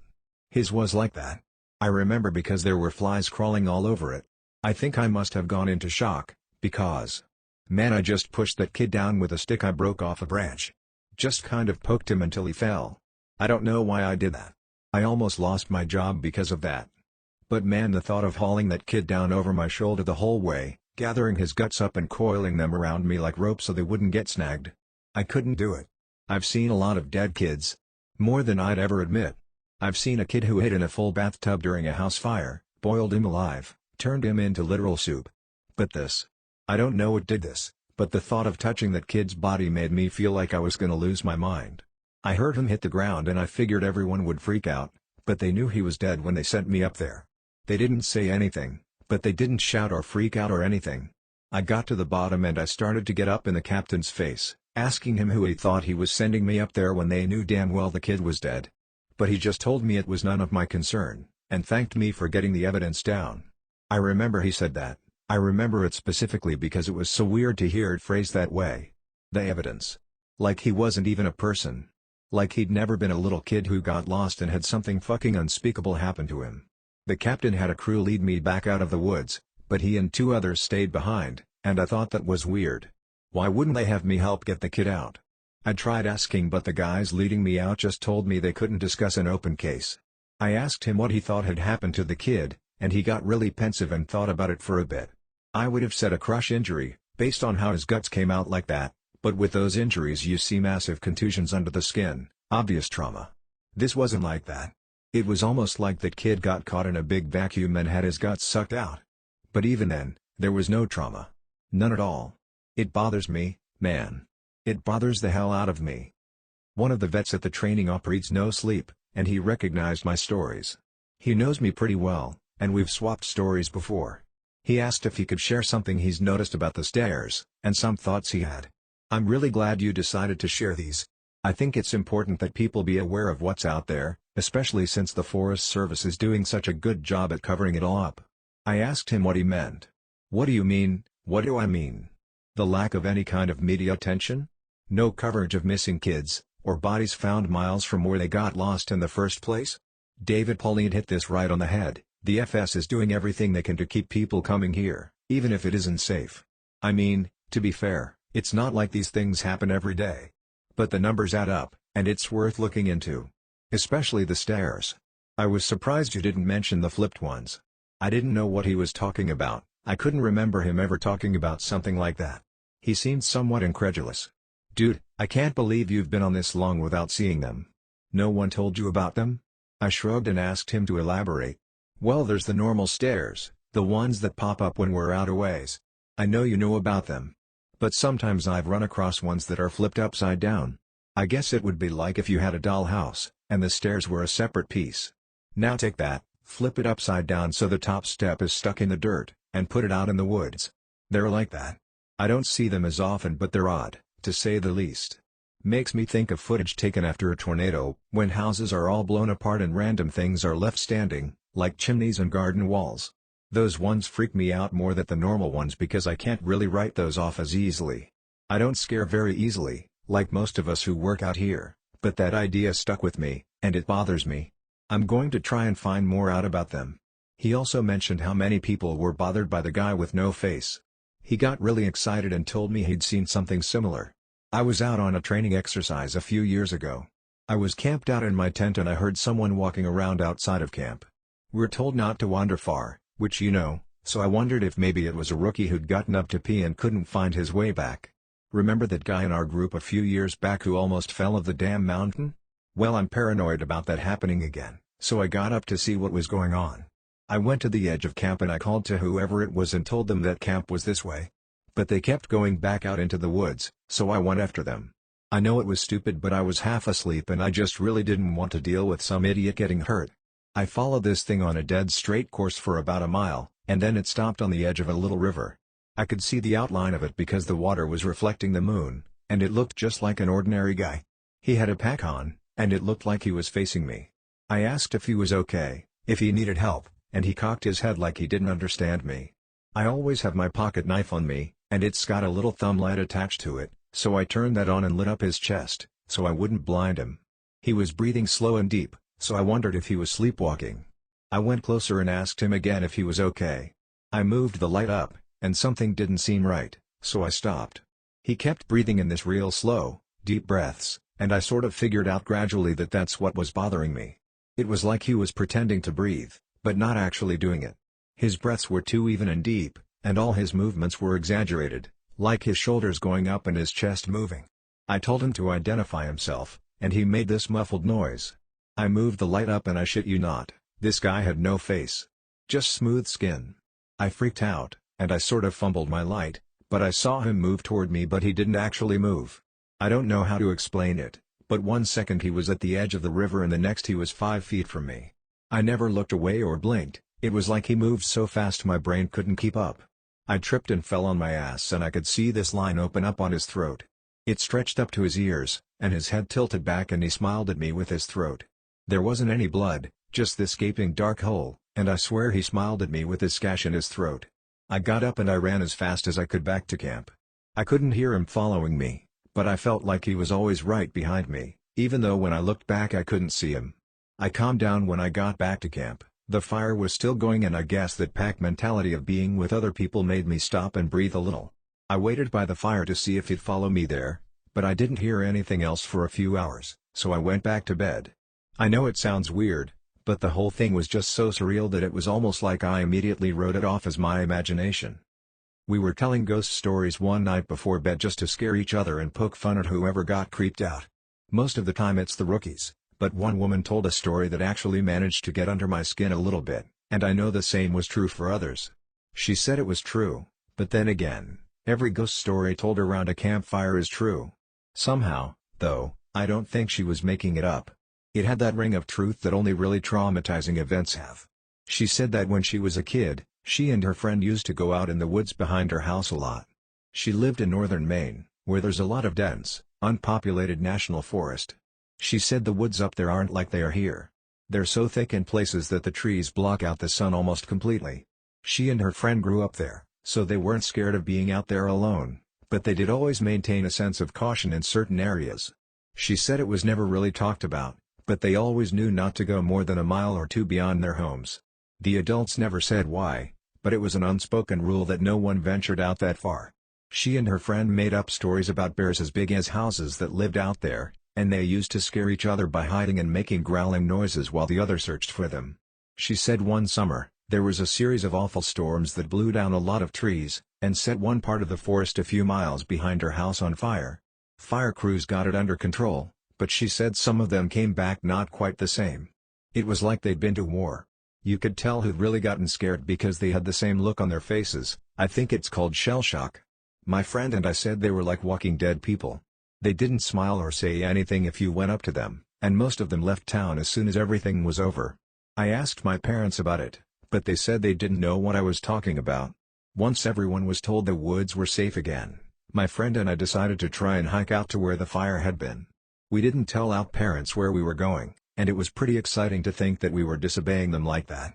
We hiked out about 2 miles or so, and we started seeing burnt trees and stuff. I remember my friend got really upset because we found the skeleton of a deer curled up under a tree, and I practically had to drag her away. She wanted to bury it, but I didn't want her touching it because its antlers were weird. I can't remember why, I just remember thinking that there was something wrong with them and I didn't want either of us going near it. The farther we went, the more burned everything got. Eventually, there were no standing trees, and it was like being on another planet. Almost nothing green, just brown and black everywhere. We were standing there looking at it all, and we both heard someone shouting in the distance. I panicked because I thought it was my dad, and that he was going to tell me I was grounded. My friend broke off and went to hide behind a big rock, because she said she didn't want to be caught out here. Her parents had forbidden her to come out in the woods at all, and she lied and told them we were going to a movie. I followed her, and we kept listening. I could hear this voice getting closer, and I realized they were calling for help. I thought maybe it was some hiker who'd gotten lost and needed directions back to town. That used to happen all the time, so I was used to helping people out. I heard him following my voice, so I kept calling out until I saw him running in the distance. He got closer and I could see that his face was all red. I told my friend to give me her pack, because she had a first aid kit. She made this noise like she was grossed out, and she asked if I saw his face. I told her to shut up, and I jogged up to meet him. I stopped about halfway and when he stopped in front of me I could see that his nose and lips and part of his forehead were all gone. It was like they'd been sliced clean off. He was bleeding bad, and I saw that the knees of his pants were red too. I took a step back but I was too scared to move much, and he grabbed my shoulders. It felt like I got a shock, and he jerked back. He started babbling, and I couldn't tell what he was saying, except that he kept asking how long he'd been gone. He asked me where his unit was, but I just shook my head. He looked me over and he saw my Walkman and he screamed. He just kept babbling and touching his face, and I realized he wasn't wearing the right clothing. He had some kind of weird gray cloth jacket and almost formal pants on, and the jacket had these weird buttons and red borders on it. I kept shaking my head and I told him I couldn't understand what he was saying. I went to open the first aid kit but he just screamed again and said the only thing I could really understand, "Don't touch me. You'll make me go back there." After that, he ran off, and I could hear him screaming the whole time. When I couldn't hear him anymore, I turned around, and my friend was crying.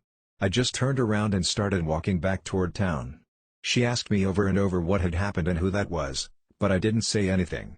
When we got home, I told her I didn't want to play in the woods with her anymore. We're still friends, but we don't talk about that guy. Not ever. When I started out as a rookie, no one had told me a lot about the job in terms of weird things that could happen.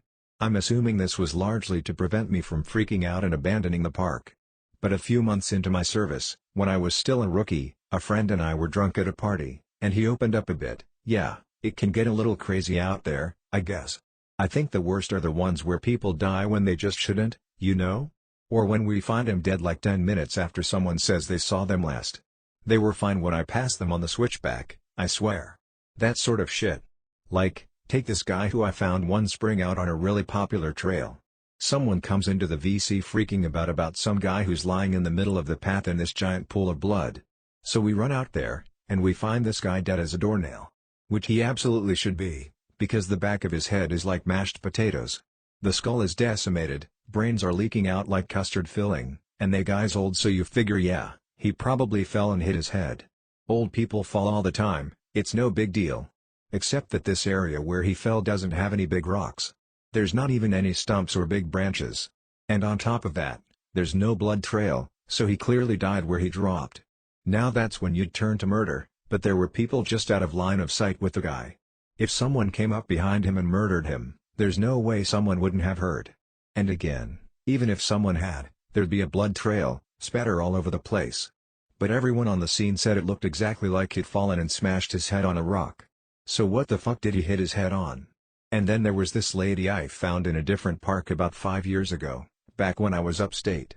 We found her in the middle of a stand of big junipers, curled around the trunk, like she was hugging it. We pick her up to move her, and a fucking waterfall comes out of her mouth, splashes all over my shoes.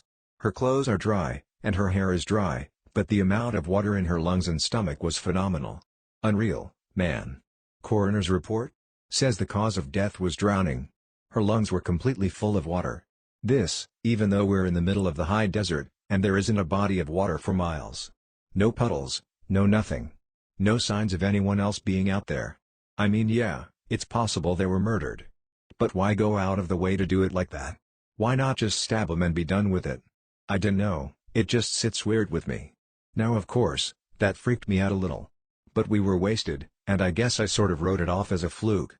I also assumed there was exaggeration there, since, you know, we were wasted. Now, I don't like talking about this next case very much. It was an awful one that I've done my best to forget about, but of course that's easier said than done. This happened about 6 months after the conversation with my friend at the bar, and up until that point I hadn't had a lot of really weird shit go down. A few things here and there, and of course the stairs, but it's amazingly easy to get used to stuff like that when it's treated as if it's normal. This case was a little different. A guy with Down syndrome in his 20s went missing after his family lost sight of him on a major path. That was odd in and of itself, because this guy never left his mom's side. She was absolutely convinced he'd been kidnapped, and unfortunately a ranger who isn't with the park anymore insinuated that no one was going to kidnap someone. Well, with that kind of disability. Not very tactful, to say the least. We wasted a lot of time trying to calm her down enough to get information about him, and then we put out an official missing persons call. Because of the urgency of the situation, him being mostly unable to function alone, we had local police come in and help us. We didn't find him the first night, which was heartbreaking. None of us wanted to think of him being alone out there. We assumed he just kept wandering, and was staying ahead of us. We brought out Heelys the next day, and they spotted him in a little canyon. I helped bring him back up, but he was in bad shape, and I think we all knew he wasn't gonna make it. He'd fallen and broken his spine, and couldn't feel his lower half. He'd also broken both his legs, one at the femur, and he'd lost a lot of blood. He was confused and scared while he was alone, so he'd probably exacerbated the injuries by dragging himself a little ways. I know it sounds awful, but while I was riding in the copter with him, I asked him why he'd wandered off. I just wanted something to tell his mother, to let her know it wasn't her fault, because he was fading fast and I didn't think she'd get to ask him herself. He was crying, and he said something about how the little sad boy had wanted him to come play. He said the little boy wanted to trade so he could go home. Then he closed his eyes, and when he woke up again, he was in the canyon. I'm not sure that's exactly what he said, but it was what I thought the gist of it was. He kept crying, asking where his mommy was, and I held his hand and tried my best to keep him calm. It was cold out there. He kept saying that. It was cold out there. My legs was frozen. It was cold out there. It's cold in me. He was getting even weaker, so he eventually stopped talking, and he closed his eyes for a while. Then, when we were about 5 minutes from the hospital, he looked right at me, with these big tears running down his face, and he said, "Mama won't see me no more. Love Mama, wish she was here." And he closed his eyes and he just never woke up. It was horrible, and I don't like talking about it. That case was one of the first ones that really rattled me badly. Because of how badly it affected me, I reached out to a senior ranger, and who ended up helping me through it. As time went on, and we got to know each other better, he ended up sharing one of his own stories with me. It was disturbing, but it helped to know that I wasn't the only one affected by the things going on out there. I think this must have happened before you got here, because I think if it had happened while you were here you'd have remembered it. I know it didn't end up in the news, for some reason, but I think most people who've been here long enough know about it. The park sold off a portion of land to a logging company, and it was a really controversial thing. But it wasn't that large or old of a plot, and it was right after the recession, so we needed cash bad. Anyway, they were felling this plot of land, and we get a call that we need to get our supervisors out right away. I don't know why, but they ended up sending me and a few other guys along with the heads, I guess for power in numbers, to see what was up. We got there, and all these guys are crowded around a tree that they've just cut down. They're all pissed off and freaking out, and the foreman comes over and says he wants to know what we think we're up to. What the hell you all think this is, some kinda sick joke? You've got a lot of fucking nerve pulling this shit. We bought this land fair and square. Well, we don't know what the hell he's talking about, so he brings us over to this felled tree and points at it and tells us that when they cut it down, it was just like this, and they'll be damned if they put it there. The inside of the tree was all rotted out and hollow in one spot, and when they'd cut it down it had exposed the chamber, and inside it is a hand. Like a perfectly severed hand. And looks like it's actually fused with the inside of the tree. Well, now we think they're pulling a joke, so we tell them that we don't like being fucked with, and we start to leave, but they tell us they've already called the cops, and that they'll go right to the media if we don't stick around. Well, that gets the heads' attention, so they stick around and talk to the police about it. Everyone is denying that they put the hand in there, and besides, how would anyone have even done it? It's clearly a real hand, but it's not mummified or skeletal. It's brand new, probably not even a day old. And it is definitely fused with the wood, you can see that it's coming right out of it. The loggers, they insist that they didn't put it there. Somehow, this fresh human hand ended up fused to the inside of this living tree. The cops have them cut up that section of tree into a movable chunk. Then they take the hand away, and the area is closed off. There was a pretty big investigation, but I know they didn't get any answers. Now it's become this legend, and as far as I know we haven't sold any more property for logging. As you all know, I went to a training seminar recently, and heard some amazing and horrible things there.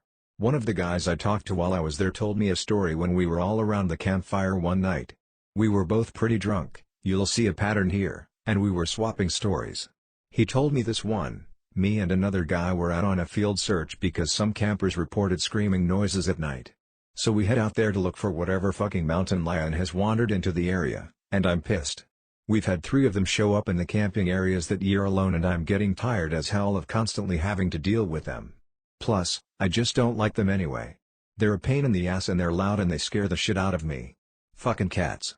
Pieces of shit. I'm groaning about it to the guy I'm with and he thinks it's a real fucking riot. So we're seeing all these broken branches and what look like dens, and we're pretty sure we know where this thing is. I call in and they tell me to confirm if possible, which you know just means they want you to step in a big pile of shit and use that as proof. I'm not seeing any, though, so I basically just tell them to shove it, I'm done. We know that damn thing's out here somewhere, even if I'm not stepping in its shit or inside its mouth or whatever. Guy I'm with wanders off to take a piss or whatever, and I stay behind watching this little burrow under a tree to see if maybe a fox or something is living under it, 'cause I love foxes, man. They're cute as hell. But anyway, I'm watching this tree and I start hearing branches crackling, and it's coming from the direction my partner went opposite of. Now I've got my pistol, but you and I both know that's not gonna do shit against a cat. I cock it and holler for my partner to get his dumbass back, but he's too far and he can't hear me.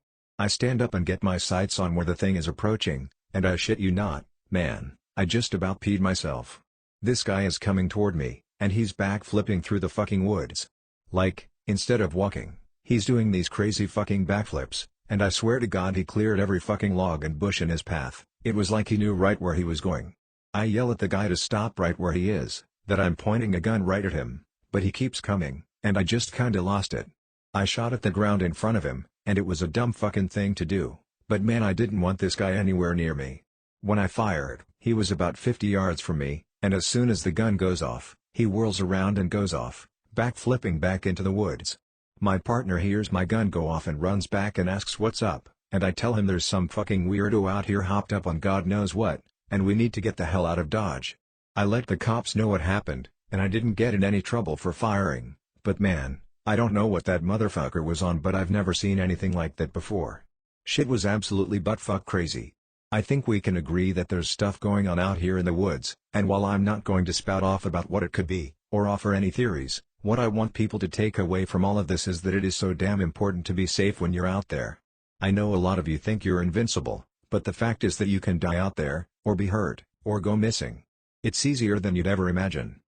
One of the topics that I get asked about a lot, here and in real life, involve things like the rake, the Wendigo, and other related legends.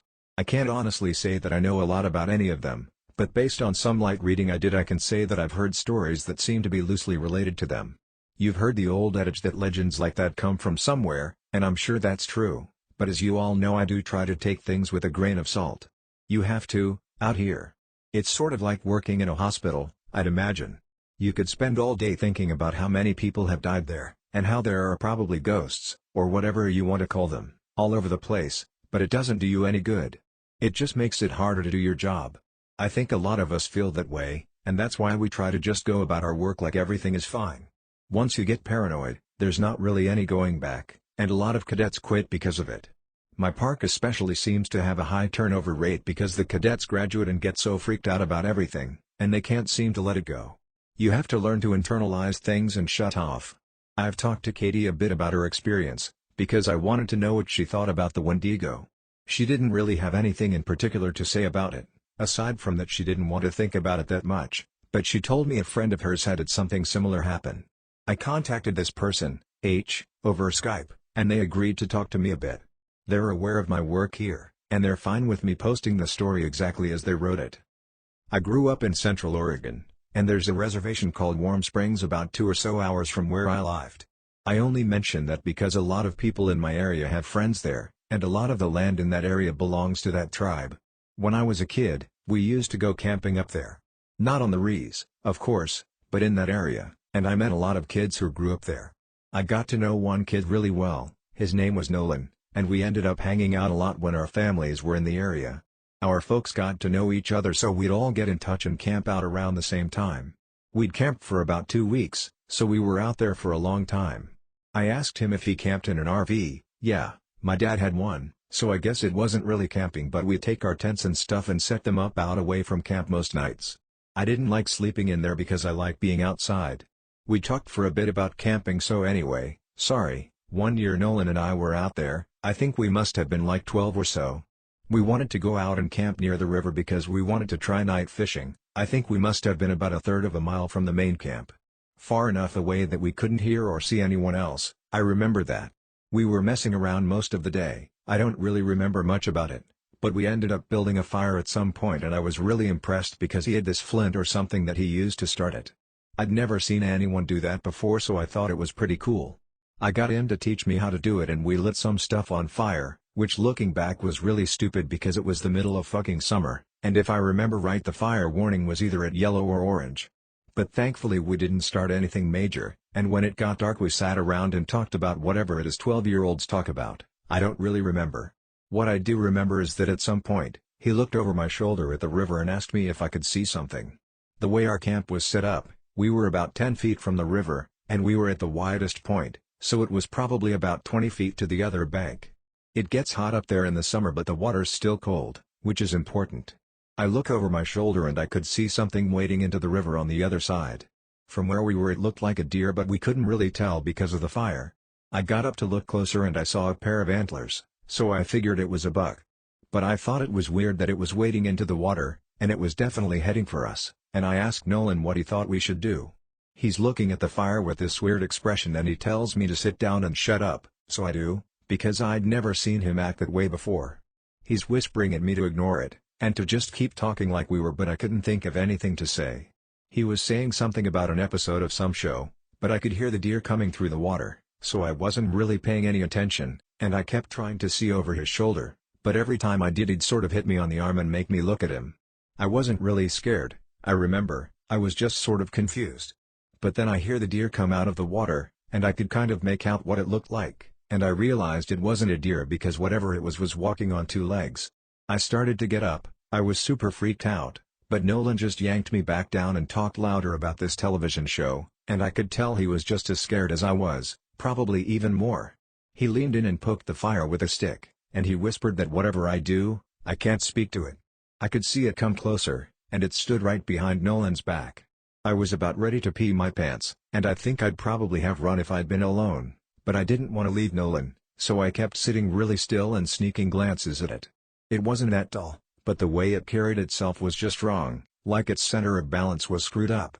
I can't really describe it, but it was kind of like it kept shifting too far forward. It just stood there behind Nolan for a long time, and eventually Nolan ran out of things to say and we just kind of sat there for a second. The fire was making noise, but I thought I could hear this thing talking in a really low voice. I couldn't hear what it was saying, and I leaned forward a tiny little bit, and I actually did my pants when it leaned forward too. I couldn't see its face, but I saw its eyes.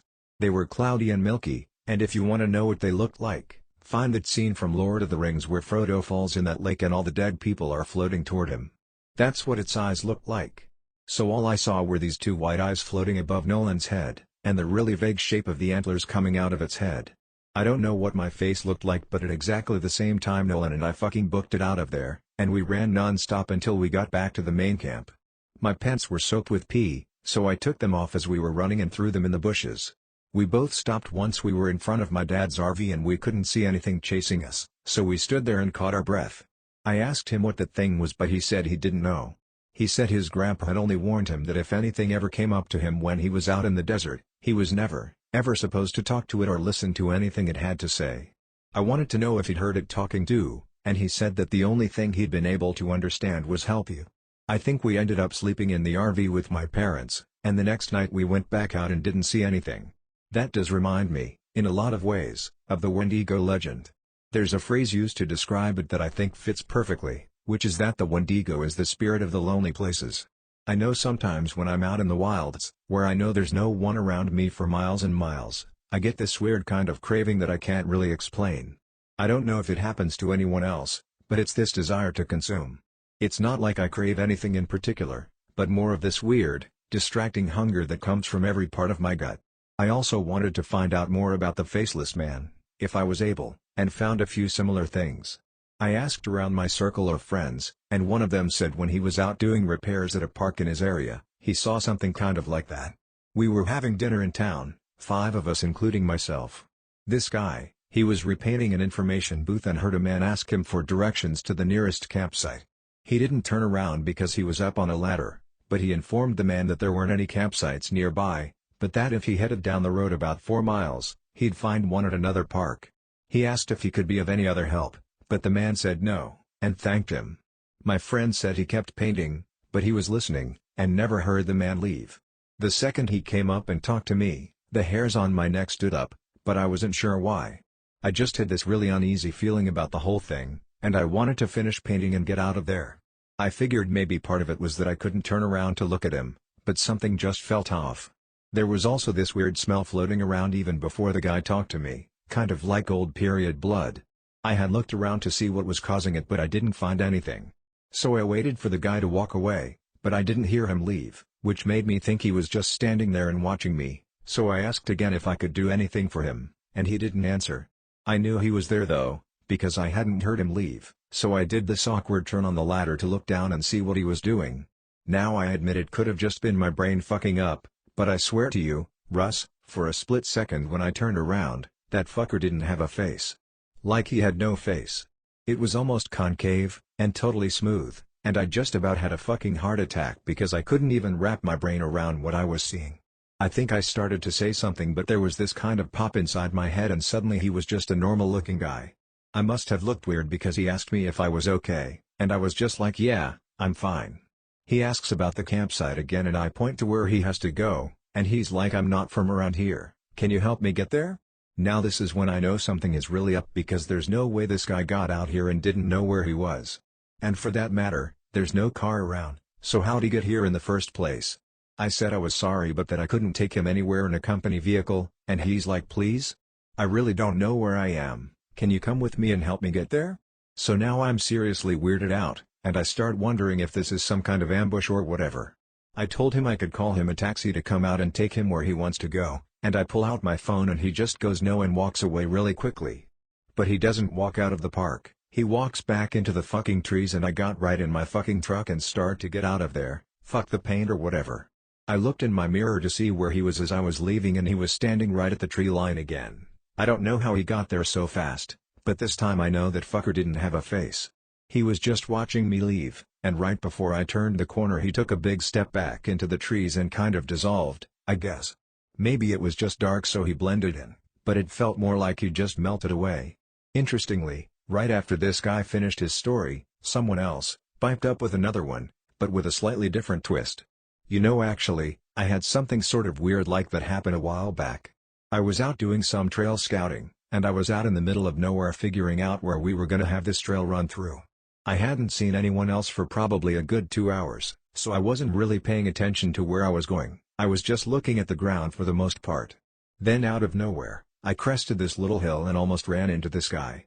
He was older, probably in his 60s, and I started to apologize to him for running into him. And then I noticed his face, and I probably looked like a complete douchebag because I stopped and just stared at him. It took me a second to figure out what was wrong, but this guy's face was huge. I know that sounds weird, but that's the only way I can describe it. His head wasn't big or anything, it was normal, but the amount of space his face took up was just way too much. Like if you took someone's face and enlarged it all by about 2 times. He doesn't say anything, he just kind of looks at me, and I backed up and was kind of stuttering and saying I was sorry, and I went around him and fucking got out of there and did what I needed to do. The whole time, I kept looking behind me because I was so freaked out that he'd pop up behind me or something. I know it sounds ridiculous, but I swear to you it was one of the creepiest things I've ever seen. I switched the topic to the stairs a little later, and there was a definite shift in enthusiasm. No one spoke up at first. There is a real stigma around discussing them, even when we're away from work. But I broke the ice with a story of my own, and the guy who told the story about the faceless man told this one, albeit very quietly.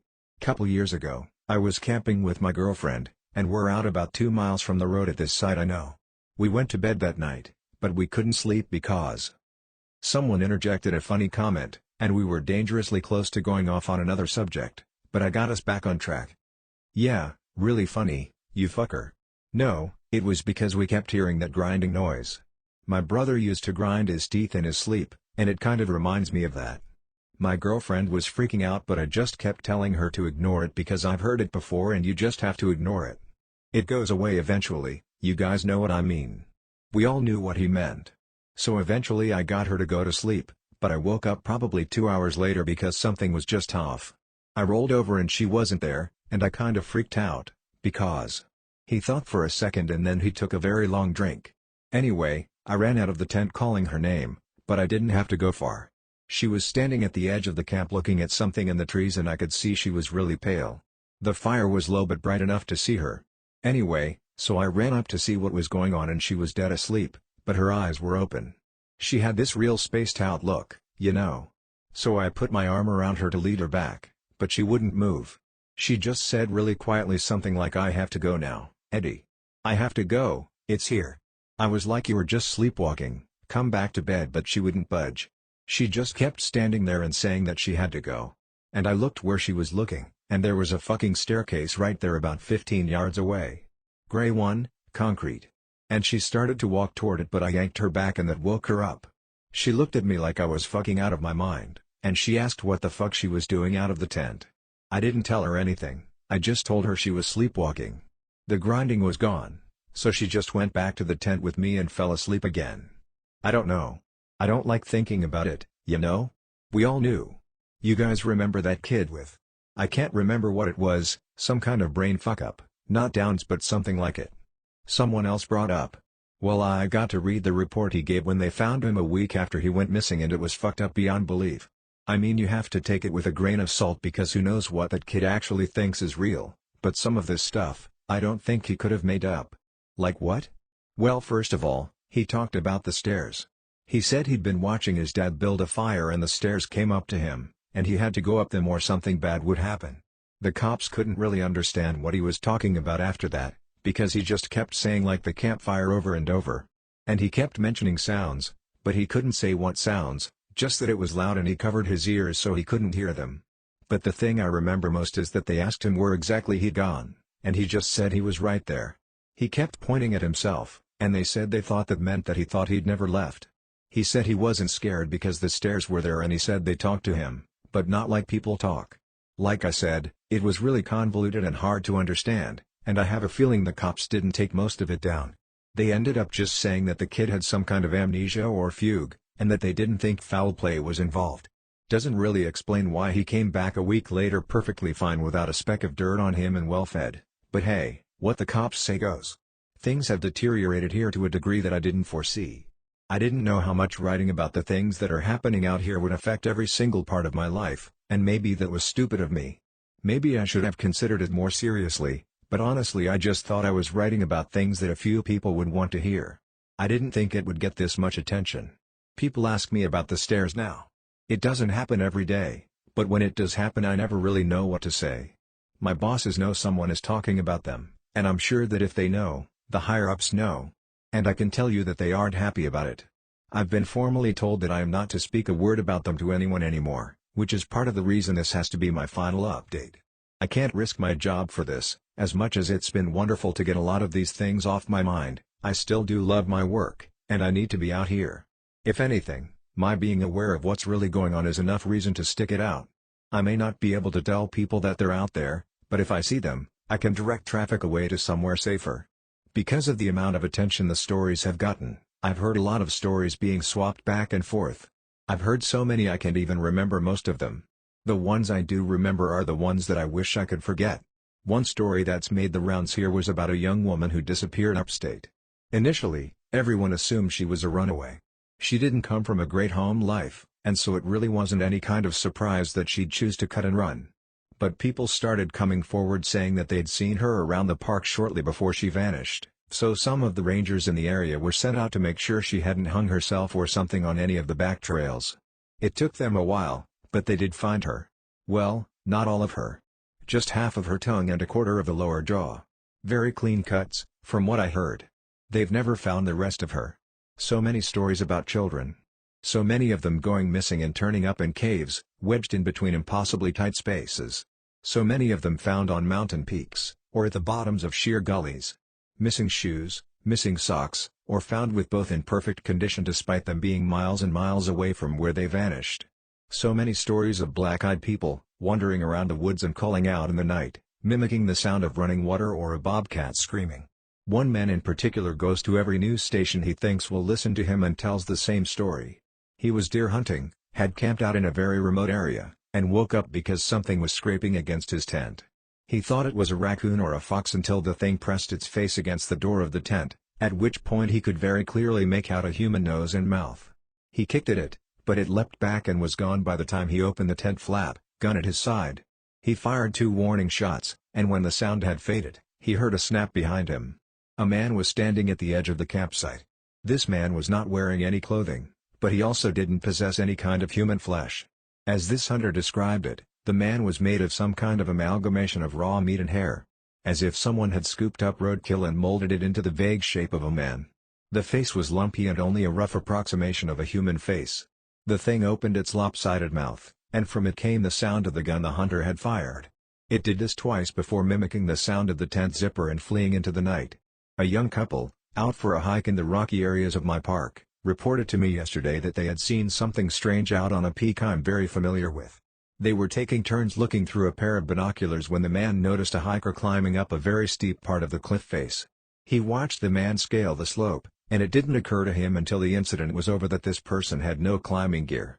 When the climber reached the top of the peak, which was about 5 miles away, they turned and faced the young man. He said whoever, or whatever, this person was looking right at them. The climber waved in an exaggerated manner before snapping in half at the waist, sideways, and leaping off the peak. The young man didn't see where the climber landed. I sent them on their way with assurances that I'd check it out. I lied. I won't be turning in a report, because there are 10 others exactly like it. The climber is well known in that area. I don't question it anymore. There are so many things I won't ever be able to understand about my job, and it would take me years to relate all of the things I've heard in the last few months. When I feel like my job isn't in jeopardy, I will come back. It may be in a different format, but I will come back. Thank you all for sticking by my side, and enjoying the things I've talked about. If you go out into the woods, I encourage you to be safe. Bring water, food, survival equipment. Let people know where you're going and when you'll be back. Don't go on uncharted paths unless you know exactly what you're doing. And above all, don't touch them. Don't look at them. Don't go up them.